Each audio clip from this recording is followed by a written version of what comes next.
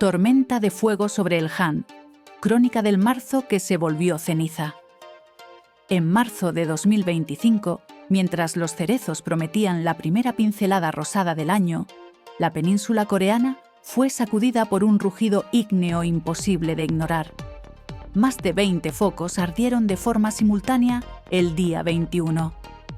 Los vientos cortantes de hasta 100 km por hora alimentaron las llamas y la humedad descendió por debajo del 20%. Fue el caldo perfecto para el desastre, un punto de inflexión que transformó bosques en brasas y hogares en polvo. Con una superficie abrasada de 102.528 hectáreas, un territorio mayor que la suma de Seúl y Busan, el incendio fue declarado el más grande y letal del país desde que existen registros, cuadruplicando la estadística promedio de los últimos 10 años. La cicatriz visible desde el espacio se extendió más de 80 kilómetros desde el interior montañoso hasta besar la costa oriental. Un trazo oscuro captado por el satélite Landsat 9 de la NASA. Sin embargo, las cifras solo cuentan la mitad de la historia. Para comprender la magnitud, hay que descender al nivel humano, escuchar la madera crepitar, oler la resina hirviendo y sentir el aliento abrasador que transformó aldeas, templos y campos de té en un silencio mineral. Corea del Sur había experimentado un invierno inusualmente seco. Entre enero y marzo, la precipitación media cayó un 30% respecto de la década anterior.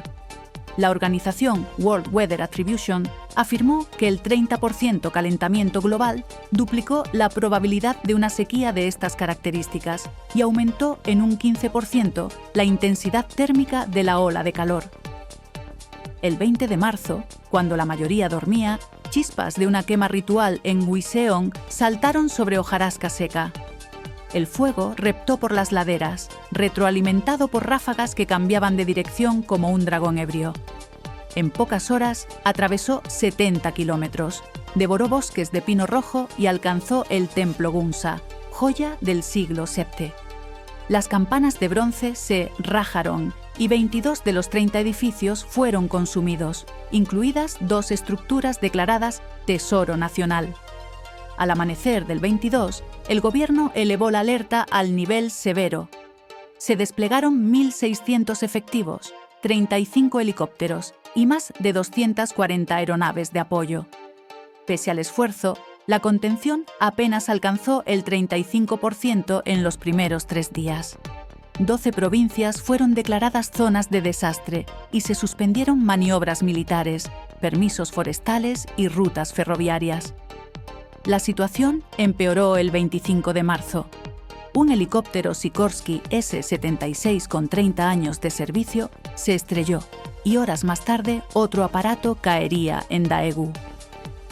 El fuego se comportaba como un organismo inteligente, generando sus propias corrientes convectivas.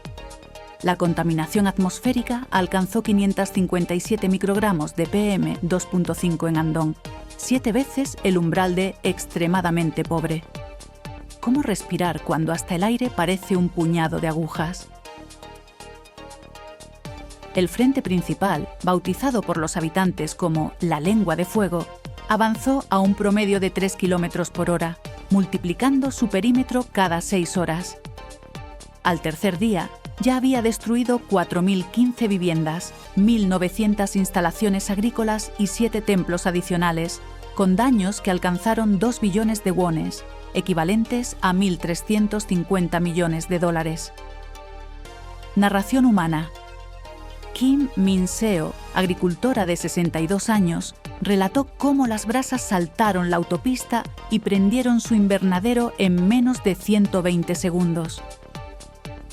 Escuché un estruendo parecido a un tren y luego... «Silencio», dijo. Al mismo tiempo, 104 vecinos quedaron atrapados en un rompeolas de Yongdeok. La Guardia Costera los rescató en medio de visibilidad nula. Críticas periodísticas compararon las órdenes de evacuación con mensajes contradictorios en un campo de batalla.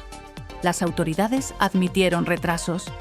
Mientras tanto, las llamas amenazaban el pueblo folclórico de Jajoe, patrimonio mundial, un cañón de fuego experimental pulverizó retardante y salvó las casas de techo de paja.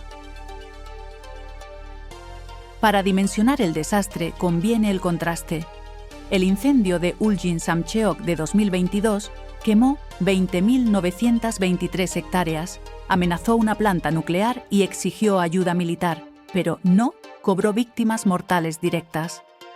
En abril de 2019, el fuego de Goseong duró 48 horas, dejó 2 muertos y convirtió 525 hectáreas en ceniza, obligando a evacuar a más de 4.000 residentes.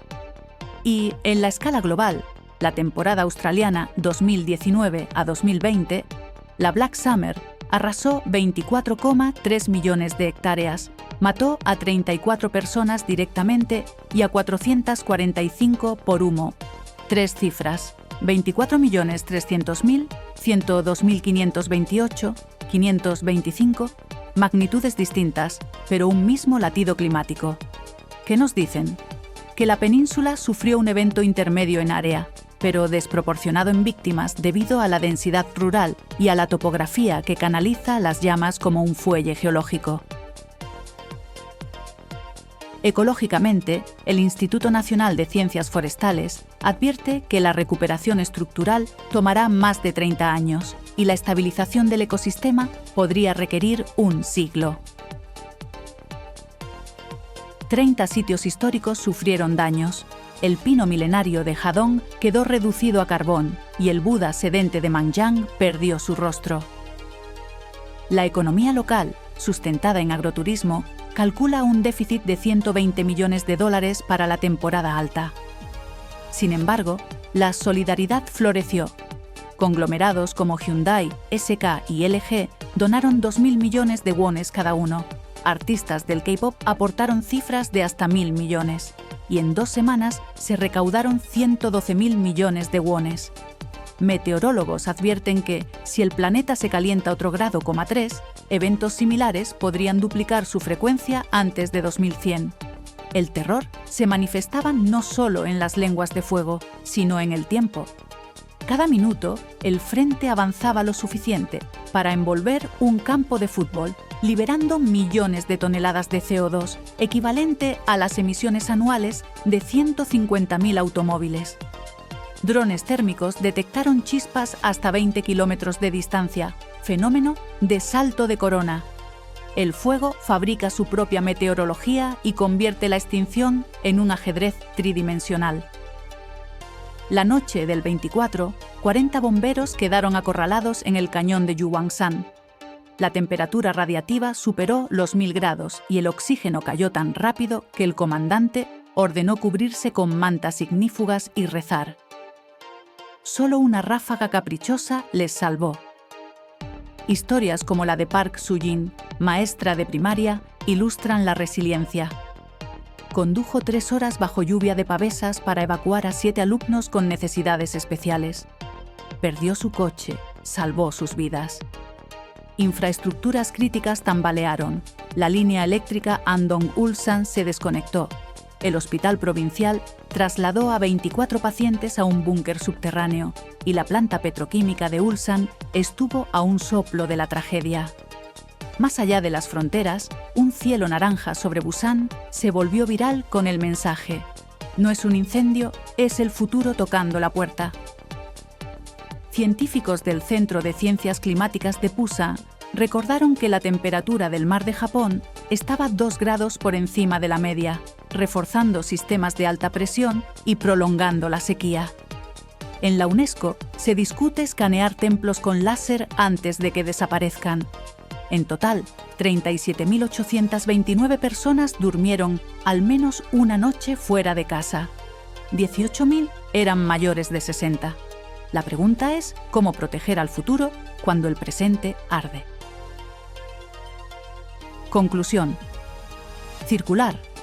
Como el humo que asciende y vuelve en llovizna, esta historia recuerda que cada chispa importa. Desde la brasa ritual hasta la colilla descuidada. El azar se combina con física y cambio climático para decidir si un bosque canta o grita.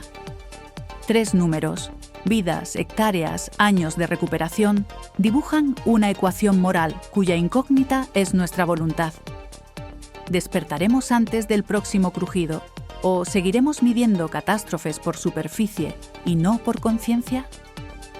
Créditos y llamada a la acción, investigación y guión basados en testimonios de Gyeong Sang-buk-do, informes de la Korea Forest Service y análisis de la NASA Earth Observatory. Si este relato te ha conmocionado, apoya a organizaciones que restauran bosques nativos y patrimonio cultural. Recordatorio: suscríbete al canal, activa la campana y comparte este episodio. Tu voz amplifica la conciencia y puede salvar el bosque del mañana. Gracias por escuchar.